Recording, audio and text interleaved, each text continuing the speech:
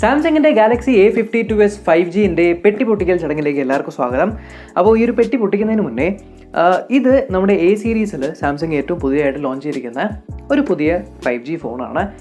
5G തന്നെയാണ് ഇവർ ആ ഒരു ഫോൺ സീരീസിലും എടുത്തു പറയുന്നത്. 12 5G ബാൻഡുകളുള്ള ഫോൺ, അതുപോലെ തന്നെ 3 വർഷത്തിൻ്റെ സെക്യൂരിറ്റി അപ്ഡേറ്റ്സും OS അപ്ഗ്രേഡ്സും പ്രോമിസ് ചെയ്യുന്നുണ്ട് ഈ ഒരു മോഡലിൽ. എന്തായാലും ഇതിൻ്റെ 2 പെട്ടികൾ നിങ്ങൾക്ക് പൊട്ടിക്കാം. അതായത് ഒരെണ്ണം 6GB 128ൻ്റെയാണ്. അപ്പോൾ 35,999 രൂപ നിങ്ങളുടെ കയ്യിലുണ്ടെങ്കിൽ ആ ഒരു പെട്ടി പൊട്ടിക്കുക. അല്ല എന്നുണ്ടെങ്കിൽ ഒരു 37,499 രൂപ ഉണ്ട് എന്നുണ്ടെങ്കിൽ 8GB 128ൻ്റെ പെട്ടി പൊട്ടിക്കാം.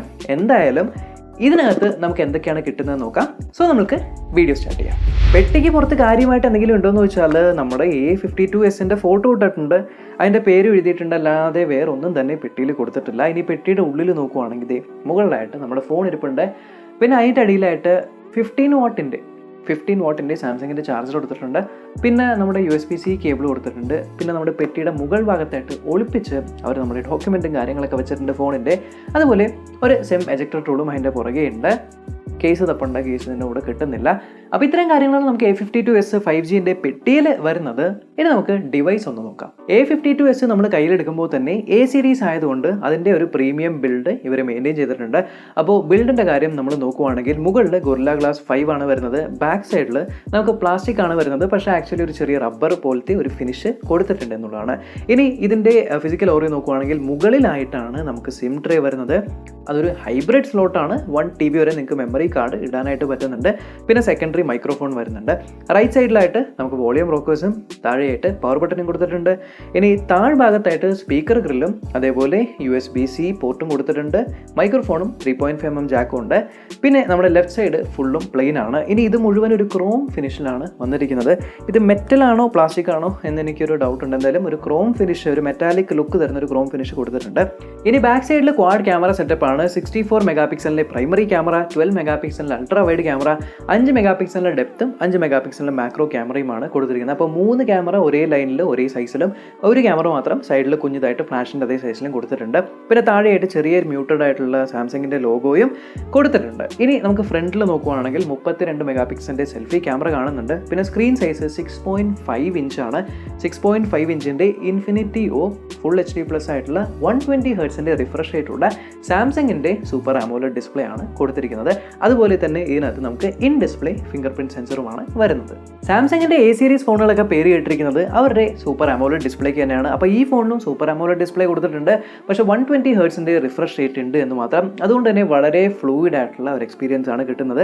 പിന്നെ ഇതിനകത്ത് ഓൾവേസ് ഓൺ ഡിസ്പ്ലേ കിട്ടുന്നുണ്ട്. അത് നമുക്ക് കസ്റ്റമൈസും ചെയ്യാനായിട്ട് പറ്റുന്നുണ്ട്. ഇനി ഡിസ്പ്ലേക്ക് അകത്ത് തന്നെയാണ് നമുക്ക് ഫിംഗർ പ്രിൻറ്റ് സെൻസർ ഉള്ളത്. അപ്പോൾ ആ ഒരു ഫിംഗറൊക്കെ വയ്ക്കുന്ന സമയത്ത് വളരെ നല്ല സ്മൂത്ത് ആയിട്ടുള്ള ആനിമേഷൻസും കാര്യങ്ങളൊക്കെ കൊടുത്തിട്ടുണ്ട്. ഇനി ഇതിൻ്റെ ബ്രൈറ്റ്നസ് 800 നിറ്റ്സ് വരെയും പോകുന്നുണ്ട്. അതുകൊണ്ട് തന്നെ പുറത്തൊക്കെ നമ്മൾ പോകുവാണെങ്കിൽ നമ്മുടെ വിസിബിലിറ്റിക്കൊന്നും യാതൊരു പ്രശ്നമില്ല. പിന്നെ നമുക്ക് ഈ ഒരു ഡിസ്പ്ലേയിൽ 2 ടൈപ്പ് കളർ മോഡുകൾ ഇട്ടിട്ടുണ്ട്, സ്റ്റാൻഡേർഡും പിന്നെ വിവിഡും. അപ്പോൾ വിവിഡിൽ ഇടുവാണെങ്കിൽ വളരെ പഞ്ചി ആയിട്ടുള്ള കളേഴ്സും ഡിസ്പ്ലേയിൽ വന്നിട്ടുണ്ട്. അതുകൊണ്ട് തന്നെ എനിക്ക് ഈ ഫോണിൽ ഏറ്റവും കൂടുതൽ ഇഷ്ടപ്പെട്ട ഏതൊരാളായാലും ഈ ഒരു ഫോൺ കയ്യിലെടുത്ത് കഴിഞ്ഞാൽ ഏറ്റവും കൂടുതൽ ഇഷ്ടപ്പെടുന്ന കാര്യവും ഈ ഫോണിൻ്റെ ഡിസ്പ്ലേ തന്നെയാണ്. ഇനി അടുത്ത പെർഫോമൻസിൻ്റെ യൂസർ ഇൻ്റർഫേസിൻ്റെ കാര്യം നോക്കുവാണെങ്കിൽ ഇതിനകത്തുള്ളത് സ്നാപ്ഡ്രാഗണിൻ്റെ 778G എന്ന് പറഞ്ഞ് 5G ചിപ്സെറ്റ് ആണ് കൊടുത്തിരിക്കുന്നത്.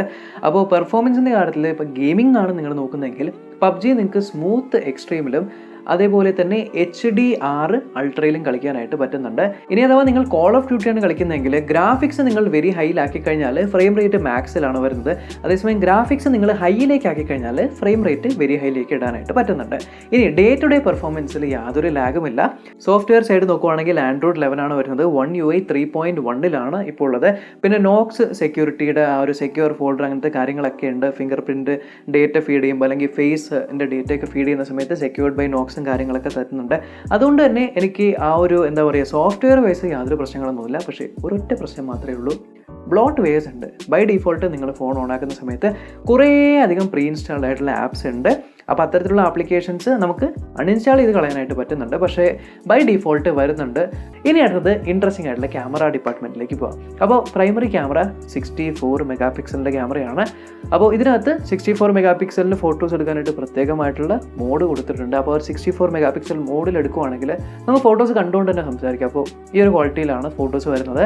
എനിക്ക് ഇഷ്ടപ്പെട്ടു പേഴ്സണലി, കാരണം ഡൈനാമിക് റേഞ്ച് നല്ലതാണ്, കളേഴ്സ് നല്ലതാണ്, ഡീറ്റെയിൽ നല്ല രീതിയിൽ കിട്ടുന്നുണ്ട്. ഇനി 64 MB ആ ഒരു മോഡിൽ ഇട്ടില്ലെങ്കിൽ പോലും മോഡിലും ഫോട്ടോസ് നല്ല രീതിയിൽ വരുന്നുണ്ട്. പിന്നെ നമുക്ക് സെക്കൻഡറി ആയിട്ടുള്ളത് ഒരു 12 മെഗാ പിക്സലിൻ്റെ അൾട്രാ വൈഡ് ക്യാമറയാണ്. ഇപ്പോൾ 12 മെഗാ പിക്സൽ അൾട്രാ വൈഡ് ക്യാമറയിൽ ഫോട്ടോസ് ഔട്ട്ഡോർസിൽ വളരെ നല്ല രീതിയിൽ വരുന്നുണ്ട്.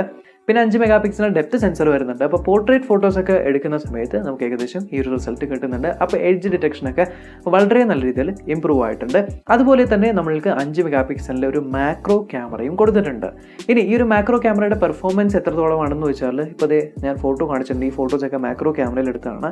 ഇനി നമുക്ക് ഇതിൻ്റെ വീഡിയോഗ്രഫി ഡിപ്പാർട്ട്മെൻറ്റിൽ പോവുകയാണെങ്കിൽ പ്രൈമറി ക്യാമറ 64 MP ക്യാമറയിൽ നമുക്ക് ഒപ്റ്റിക്കൽ ഇമേജ് സ്റ്റെബിലൈസേഷൻ അല്ലെങ്കിൽ OIS ഉണ്ട്. അതുകൊണ്ട് തന്നെ നമ്മൾ നടന്നുകൊണ്ടൊക്കെ വീഡിയോ എടുക്കുമ്പോൾ ആ ഒരു ജെർക്കിങ് പെട്ടെന്ന് ഇങ്ങനെ വെട്ടുന്ന രീതിയിലുള്ള ജെർക്കിങ് നമുക്ക് വരുന്നില്ല, സ്മൂത്ത് ആയിട്ടാണ് പോകുന്നത്. ഇനി അൾട്രാ വൈഡ് ക്യാമറയിലെ വീഡിയോനെ കുറിച്ച് പറയുകയാണെങ്കിൽ ഞാൻ പറഞ്ഞ പോലെ ഫുൾ HD 30 FPS എടുക്കാനായിട്ട് പറ്റുള്ളൂ. അപ്പോൾ ഓവറോൾ പെർഫോമൻസ് നോക്കുവാണെങ്കിൽ ക്യാമറയുടെ വളരെ നല്ല ഒരു പെർഫോമൻസ് തന്നെയാണ് ഈ ഒരു ക്യാമറ തരുന്നത്. ഇനി ഇതിനകത്ത് നിങ്ങൾക്ക് സിംഗിൾ ടേക്ക് എന്ന് പറഞ്ഞ ആ ഒരു ഫീച്ചർ, അതായത് കുറേ ടൈപ്പ് ഷോട്ടുകൾ ഒറ്റ ഷോട്ടിൽ എടുക്കാൻ പറ്റുന്ന സിംഗിൾ ടേക്ക് ഫീച്ചർ, അതുപോലെ തന്നെ ബിക്സ്ബി ലെൻസ്, സ്നാപ്ചാറ്റിൻ്റെ കുറേയധികം ഫിൽറ്റേഴ്സ്, AR ഡൂഡിൽ, അങ്ങനത്തെ കുറേയധികം ഫീച്ചേഴ്സൊക്കെ ഇതിൻ്റെ കൂടെ ക്യാമറ ആപ്ലിക്കേഷനിൽ കൊടുത്തിട്ടുണ്ട്. ഇനി ഫ്രണ്ട് ക്യാമറ നോക്കുകയാണെങ്കിൽ 32 മെഗാ പിക്സലിൻ്റെ ഫ്രണ്ട് ക്യാമറയാണ്. അപ്പോൾ സെൽഫീസ് ഏകദേശം ഈ ഒരു ക്വാളിറ്റിയിൽ കിട്ടുന്നുണ്ട്. ഇനി ഫ്രണ്ട് ക്യാമറയിൽ പോർട്രേറ്റ് മോഡ് കിട്ടുന്നുണ്ട്. അതുപോലെ തന്നെ വ്ളോഗിങ്ങിന് നല്ലതാണോ എന്ന് വെച്ചാൽ വ്ളോഗിങ് എങ്ങനെയുണ്ടെന്ന് നോക്കാം. ഓക്കെ, ഗാലക്സി A52S 5Gയിൽ ഇപ്പോൾ നിങ്ങൾക്ക് വ്ളോഗിങ്ങിനൊക്കെയാണ് ഈ ഒരു ഫോൺ മേടിക്കുന്നതെങ്കിൽ ഏകദേശം ഈ ഒരു ക്വാളിറ്റി ആയിരിക്കും നമുക്ക് വ്ളോഗ് ചെയ്യുമ്പോൾ കിട്ടുന്നത്. ഇനി ഈ ഫോണിൽ മറ്റ് ഫീച്ചേഴ്സ് ആയിട്ടുള്ള NFC കിട്ടുന്നുണ്ട്. അപ്പോൾ സാംസങ് പേ അങ്ങനത്തെ കാര്യങ്ങളൊക്കെ യൂസ് ചെയ്യാനായിട്ട് പറ്റും. ഇനി അതുപോലെ ഇതിനകത്ത് മൾട്ടിമീഡിയ എക്സ്പീരിയൻസ് വളരെ നല്ലതാണ്. ഇതിൽ സ്റ്റീരിയോ സ്പീക്കേഴ്സ് കൊടുത്തിട്ടുണ്ട്. ലൗഡ്നെസ് ഈക്വൽ, അതായത് ഇതിൻ്റെ സൗണ്ടും ഓൾമോസ്റ്റ് ഈക്വൽ ആണ്. ലൗഡ് ആയിട്ടുള്ള സ്റ്റീരിയോ സ്പീക്കേഴ്സാണ് ഇതിനകത്തേക്ക് കൊടുത്തിരിക്കുന്നത്. ഓക്കെ, നെക്സ്റ്റ് ബാറ്ററി ലൈഫിൻ്റെ കാര്യം സംസാരിക്കുക. അപ്പോൾ ഇതിനകത്തുള്ളത് 4500 mAh ഒരു ബാറ്ററിയാണ് കൊടുത്തിരിക്കുന്നത്. കാഷ്വൽ അല്ലെങ്കിൽ മോഡറേറ്റ് യൂസിൽ നിങ്ങൾക്ക് 1 ഡേ സുഖമായിട്ട് പോകുന്നതാണ്. ഇനി എക്സ്ട്രീം ആയിട്ടുള്ള യൂസിലാണെങ്കിലും നിങ്ങൾക്ക് 1 ഡേ എൻഡ് ചെയ്യുന്ന രീതിക്കൊക്കെ ബാറ്ററി ലൈഫ് കിട്ടേണ്ടതാണ്. സോ ഫൈനലി എനിക്ക് ഈ ഫോണിൽ ഇഷ്ടപ്പെട്ട കാര്യങ്ങൾ എന്തൊക്കെയാണെന്ന് വെച്ചാൽ, ഒന്ന്, ഇതിൻ്റെ സിം ട്രേ നമ്മൾ എടുത്തു കഴിഞ്ഞാൽ അതിൻ്റെ ചുറ്റും ഒരു റബ്ബർ ആയിട്ടുള്ളൊരു ബാൻഡ് കാണും. അതെന്താണെന്ന് വെച്ചാൽ ഇത് IP67 dust and water resistant ആണ്. അപ്പോൾ ആ ഒരു കാര്യം ഇതിലുണ്ട്. ബിൽഡ് ക്വാളിറ്റി വൈസ് എക്സലൻ്റ് ആണ്. ഡിസൈൻ വൈസ് വളരെ നല്ലതാണ്. ഡിസ്പ്ലേ എക്സ്ട്രീംലി ഗുഡ് ആണ്. ക്യാമറാസും നല്ല രീതിയിൽ പെർഫോം ചെയ്യുന്നുണ്ട്.